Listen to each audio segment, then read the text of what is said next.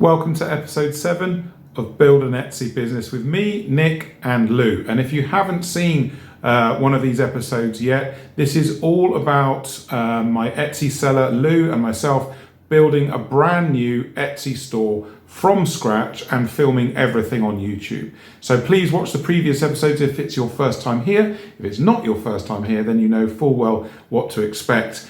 Coming up a little bit later on in today's episode, Lou is going to spend a bit of time talking about wood, all things wood, where she gets the wood from, and her thoughts around sustainability and things like that. It's really interesting, so stick around for that.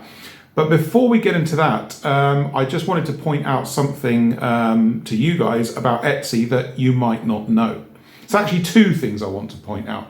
So every year in the Etsy forums, around the end of May, beginning of June, all the way through June, July, August, you're going to see lots of posts from people saying, what's happened to my Etsy store?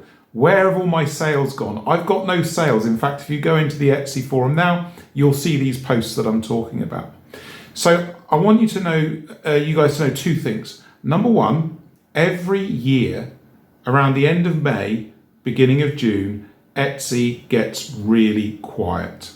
Like it's a dead zone. June, July, August are notoriously quiet year in, year out on Etsy. This has been for as long as the platform has been in existence. And it's the same for e-commerce in general. With people going on holidays, the sun out, and people trying to enjoy themselves in life, their attention isn't so much on buying things from places like Etsy. So that's the tough news, but there's a silver lining. October, November, December, Q4, is when most of you sellers will make more sales in those 3 months than the rest of the year combined. Certainly September, October, November, December, most of you will make more sales then than the whole of the rest of the year. And when we're thinking about our Etsy stores, we need to pay attention to this simple fact. Etsy is a gifting site, and we need to pay attention to the end of the year and be ready for the end of the year to make more sales when the traffic quadruples in size to the Etsy platform. And certainly Lou and I are going to be thinking about this in ways that we can work with the store as we move through the second half of the year, moving into autumn and winter. So that's the bit of learning that I wanted to give you today about seasonality on Etsy. Let's see what Lou's got to say this week all about wood.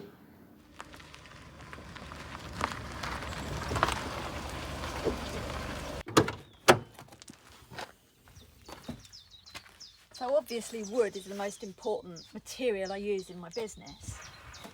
And I'm still finding my way really with suppliers. So because I don't know how much I'm going to be using or exactly what I'm going to be using, because I'm still sort of experimenting with what I'm going to be making, I'm still figuring out exactly where I'm going to be buying my wood from. So at the moment, I'll go to the DIY stores, big box stores. In the UK, we've got Wicks, B&Q, places like that.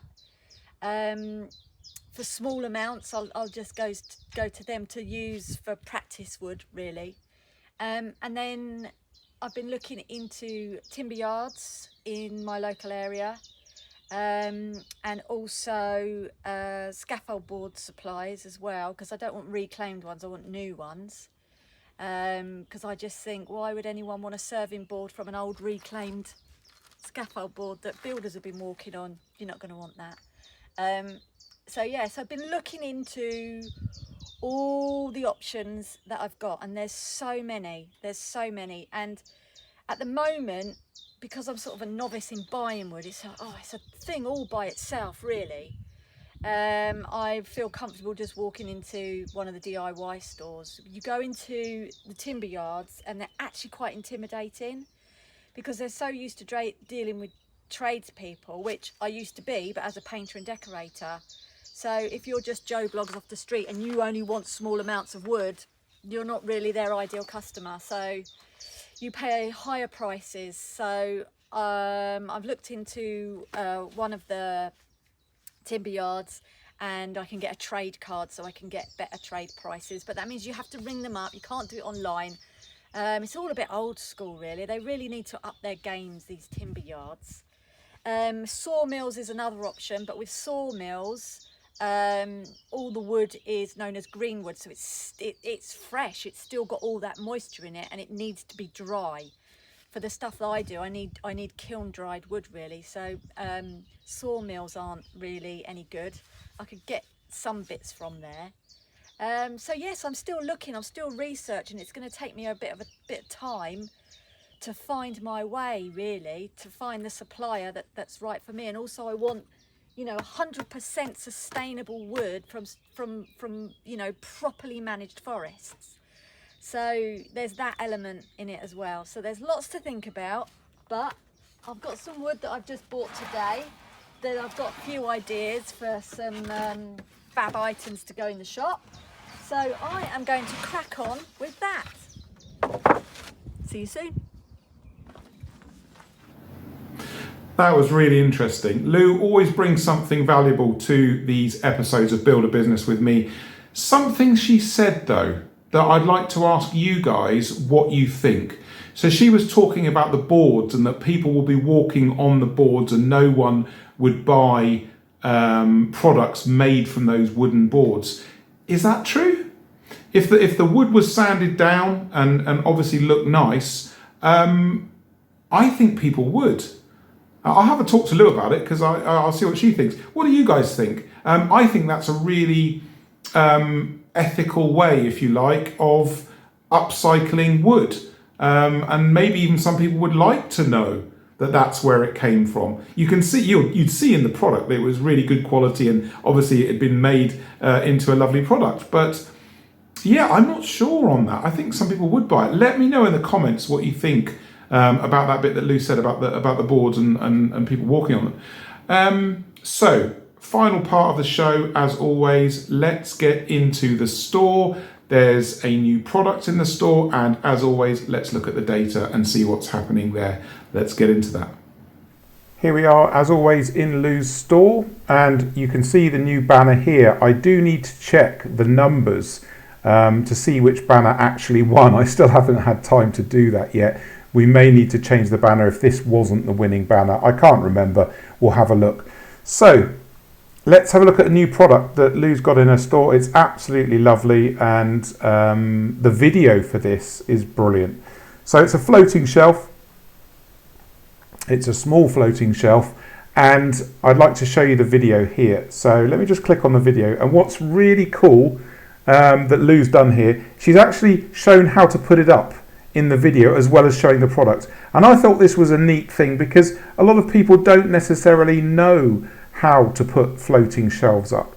I thought that was a really nice touch. It shows the size with her hand, and it's got a book and a little plant on it as well. I think that was really, really neat and something different that adds value to selling a little floating shelf. So little thing here, the SEO work here, we will need to do a bit of work on. I talk to Lou every single week about her store, what's going on, what needs to be improved, and we've got a list of items that need to be worked through. So this SEO we'll work on a little bit together. Just needs to be tightened up a little bit and more descriptive words added into the title. Overall though, love the photography. Her store is really starting to take shape now. Wouldn't you agree? Let me know what you think. Let us know what you think of the store and how it looks now. It's certainly starting to come together in terms of design and products inside. Really, really nice. Okay, let's get into the data. As always, we always have a quick look at the data just to show you that this is the real deal. There's no messing around. This is a real store with real history. And as you can see, it's not great reading, but I don't expect it to be at the moment. We've got 10 products in the store. Loads of views coming in from YouTube, although they are descending. If we look at the last 30 days, this is actually good news.